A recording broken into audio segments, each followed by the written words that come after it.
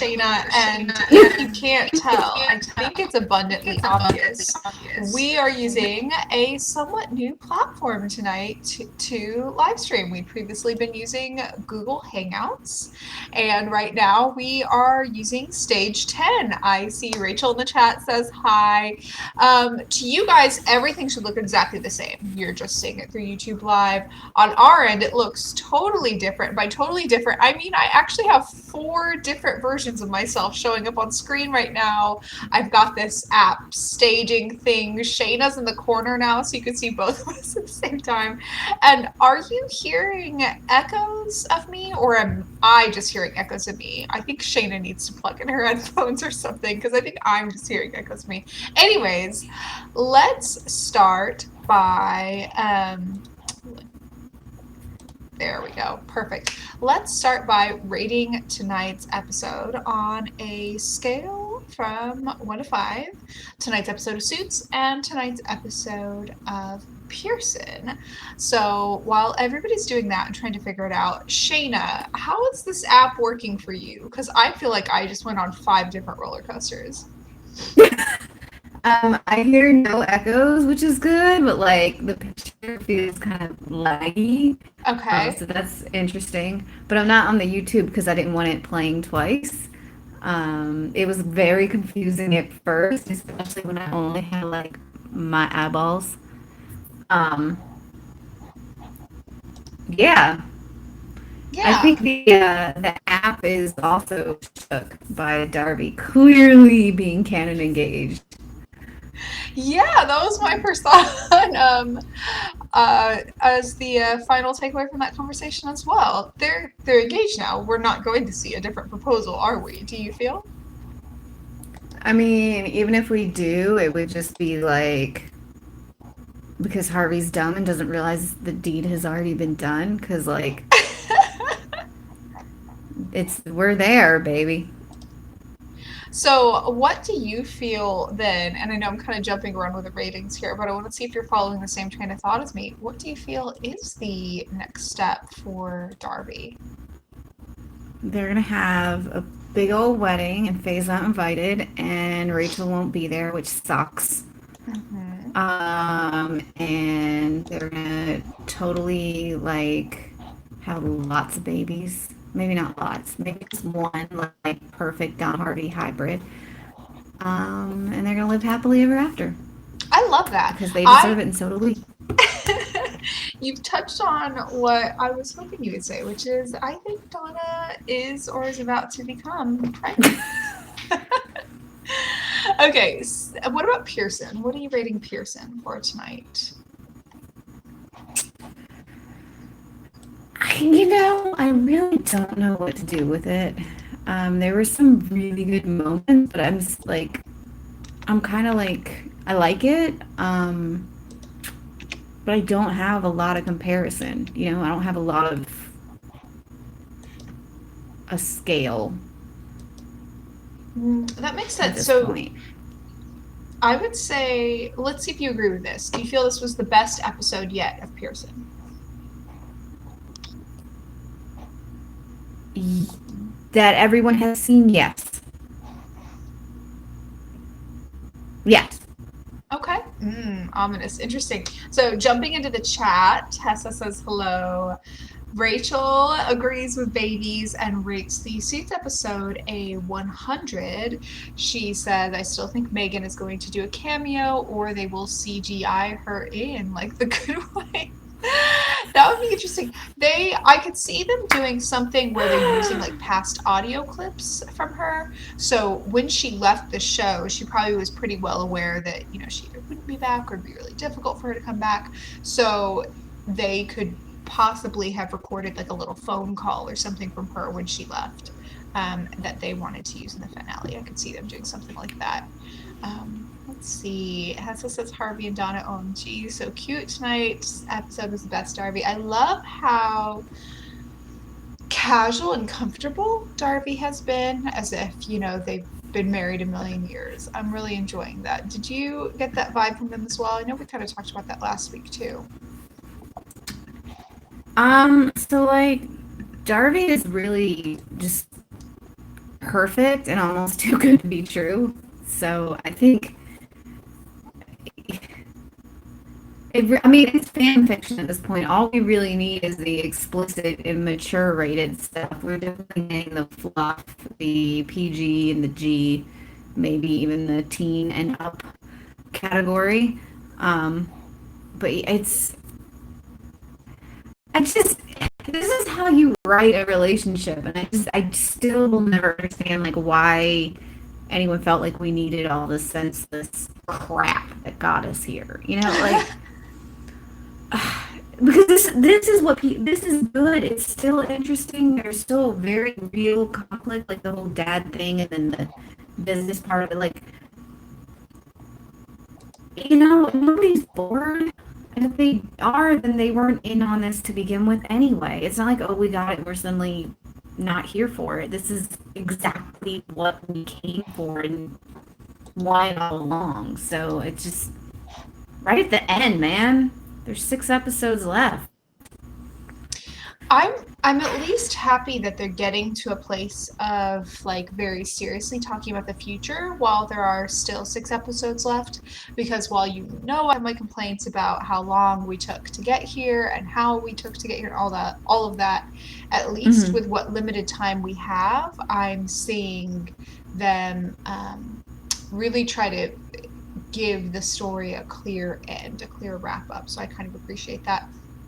I will also say I'm appreciating the way they're doing timing on Pearson as well in terms of building a family around her. So if you remember, one of the things that you and I were talking about back when Pearson first started is how difficult it was possibly going to be to get us to care about the family and the coworkers and all the other characters when we're all obsessed with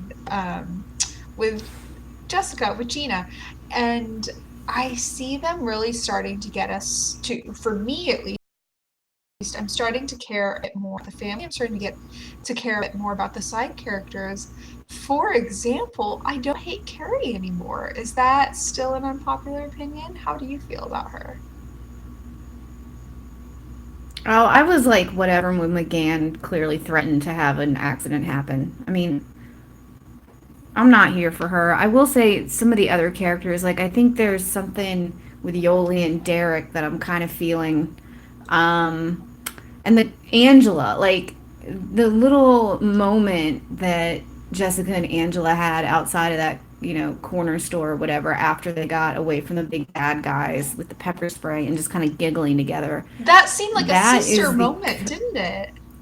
Yeah, yeah, that's, you know, that's the kind of thing that you would have never seen on Suits for Jessica, and that's the kind of No. thing that, you know, that I think, as long as they keep working there, because, I mean, hopefully we'll get into this a little bit when we flip back to Suits, but, you know, what really matters on television is the relationships between the characters, whether they're Darby type relationships or something else, and I think there's something really interesting with that family dynamic here. And instead of being a work family like a certain other show, like this is, you know, actual blood. And it's nice to see kind of that interaction and kind of that building a relationship that should have existed but didn't, but it's never too late kind of thing. It's really good. I love, and it was so just a quick little moment, but I think that really, for me, kind of made the episode. Just that one blip. Yeah, it's interesting in how they show the stark difference between her and her family, and you feel like they're not at all in the same boat, but then they still have so much shared history that they are at the same time. And then you see the opposite flipping back to Suits, where you see they are all in the same boat. They're all hotshot lawyers. They all live this, over crowded, high stress, high pace but well-funded life, but then they don't have shared history. They've all got this very bizarrely different history. So it's almost like an odd, inverse parallel. I know one of the Mm-hmm. moments, so other than Darby, which I think there were several really good moments for them throughout this episode, and we got to see their parents reacting to the news, which was hilarious and just what I Yeah. wanted. But other than Darby, one of the moments that I know you in particular had a really positive or strong reaction to was when all of the voting partners basically come together to defend Donna. So talk a little bit about that scene. What did you like about that Oh my scene? god! Like literally from the moment Donna said that what is it? What's most important is our relationships with each other. Through the end of the big confrontation with Faye, like that was written for me. I have talked about this firm being family since I have been talking about this show, and it was just like it was probably a little bit heavy handed, but it was okay because it's the last season and it's a big, solidarity moment. And it just, and the best part about it was they weren't having to like save somebody's ass from something stupid they did. Like they were actually standing up for one of their own who was being treated unfairly. And they were like, not today, bitch. And just like Lewis being like, well, Harvey and I came up with the bullpen together, and then Sam's like, oh, I went to Alex's house, and Alex is like, I went on a date with Lewis. Like that's it. That's what this firm is, and you can't break that apart, or else you don't have a firm. Like Yeah. it was just Tessa in the so. chat is calling them the Four Musketeers. I think that's really cute. And Rachel has said that she's really enjoying, and I think you'll appreciate this, Katherine Heigl on Suits. She said, when I initially heard of her joining Suits, I was excited, but many people were not. Her character on Suits has been amazing. Samantha kicks ass. So you're definitely in that boat where you've come around to Samantha. I know that you've always had sort of strong wish list pieces for Lewis. Even if you haven't liked Mhm. Lewis, you've wanted certain things for him. I know you've absolutely got a ridiculous soft spot for Harvey, and then we've Oh my all god. got a soft spot for Donna. So, in terms of the Four Musketeers, what are you what are you feeling about Alex after this episode? Because this was a very Alex centric episode. So I think the unfortunate thing with Alex, and I tweeted this kind of, I don't know, humorous note, but it's really kind of needs to be looked at. He's been around much longer than Samantha, but he hasn't really been given any kind of story that really made people care. And they're suddenly throwing it at us in this final season, and it's just that story should have been told when we were meeting him. And the fact that they Mm-hmm. kind of threw it in as a nice kind of family parallel because he was more vulnerable because of his actual wife and kids. Mm-hmm. Whereas, um, Faye was trying to make the point that Harvey and Donna somehow were going to have problems because of what they were to each other. Spoiler alert, bitch, they've always been that way. But like, so aside from that, it was just thrown in as a B story to the Big Darby is engaged episode. Mm-hmm. So I don't know where to go with that. I still think I'm getting these vibes that if anybody betrays anybody, it'll be him that does it. Mm. Just because there was too much hinting with, oh, I'm gonna really be there and have your back, Lewis, and certain things. But I think Katrina is going to betray them all, and I think she's going to get the firm in the process. I love Katrina. I love Katrina. So I say this with the utmost love and respect when I say she's going to betray them all, because I don't think she owes any of them anything except for Lewis. She has had this sort of like innate friendship with Lewis, and he's kind of helped her a lot. But at the same time, he's also been kind of shitty to her from time to time. And she's kind of picking up on that too. And I could see her betraying all of them, including Lewis, or even betraying all of them except Lewis, and in the process getting the firm. Thoughts, questions, complaints? I don't think she's. I think she's being set up now as she used to be Lewis's so-called Black Swan, which is, ugh, I hate the movie reference. I like the ballet reference, but that's not it. Um, you know, I just like I, massively yawned on camera. Really sorry to anybody watching this it's rather than cool. listening to this. It's cool. I think that the whole point is that she used to be willing to stab people in the back, and she used to be willing to do bad things, and now she's not.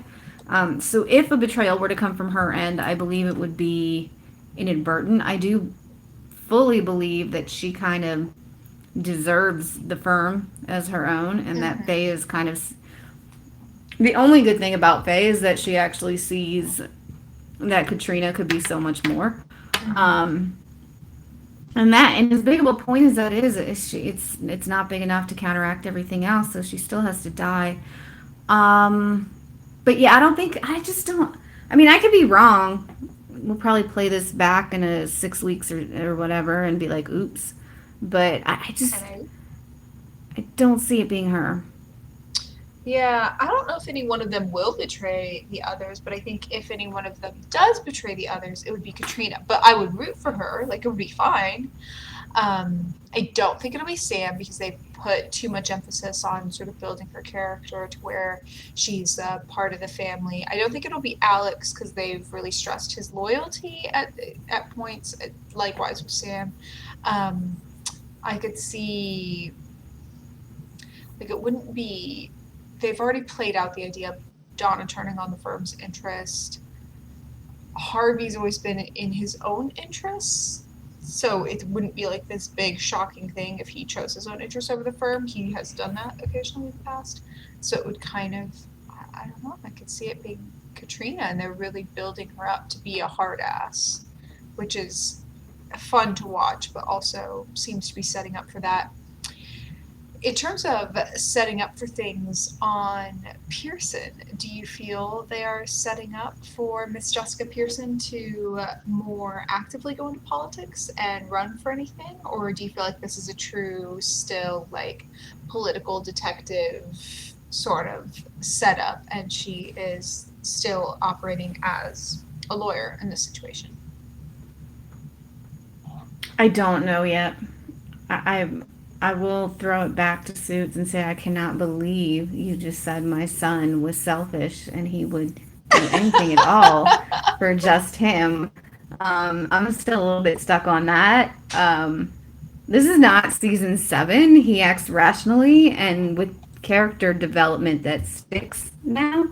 Um, he already did this selfish thing in hiring Mike, and we saw how that ended up. Um, I think they haven't really tried to I'm very mask the upset. fact that he's occasionally selfish. He's not always selfish, and he's certainly got less selfish as it's gone on. But that is used as a way to contrast the moments where he's selfless. Like he's very selfless about Donna and he'll like give her whatever she wants, let her do whatever she wants, fights for her, defends her, etc., etc. And that serves as a contrast to his other character traits, which is that occasionally he's selfish and puts his own interests first. And frankly, as someone who is, in real life too easily a pushover at times, it's kind of like, okay, cool. We all should be a little bit more, of an advocate for our own interests. Maybe don't hire a fraud lawyer, but trust your instincts more. You know what I mean? I don't always mean selfish in a bad way. Sometimes it's I'm aspirational. I'm just not listening right now. It's fine. Um, that man in the V-neck fleece thing that he wears every time they want him to be soft, who had his girlfriend's daddy over and told him how romantic whatever he did was, and then ran straight home and was like, hey, let's get married or something. You mean to tell me that man would do anything wrong? Harvey's Mona Lisa. She's like, I've never done anything wrong ever in my life. And Shana is the mayor daddy person being like, I know this and I love you. It's true. Rachel C in the chat is laughing at your comment about this not being season 7 because I think we all have more flashbacks back to season 7. Oh my god. And Also, question in the chat is Katrina senior partner yet? I think she's senior partner, but not main partner. Is that right? Yeah. Something like that. And Hessa agrees that Katrina could potentially be the one to turn on everyone. Okay, so before we go overtime, spoilers, we're already overtime. What would you like to see in these next 6 episodes for all of these? Or in your case, it's probably the next 5 episodes or so, because I think you're a little bit ahead of the rest of us. What do you want to see coming up? So for me, for example, I would like to see Harvey and Donna's future really like concretely shown to us. Like they've started to toy with the fact that they'll be together forever, but I want to know what that looks like. Do they stay at the firm? Where do they go? You know, just a really clear path for them. I would like to see Lewis get a happy but just ending. So not just he gets whatever he wants. And then turning over to Pearson, because I've already said what I want for Katrina. Turning over to Pearson, I would like to see them continue to play with this balance of Jessica Pearson being sort of having a weak spot for her family, but also and being very human with them, but also being a goddess. That's just ridiculously fascinating for me to watch. Okay, your turn.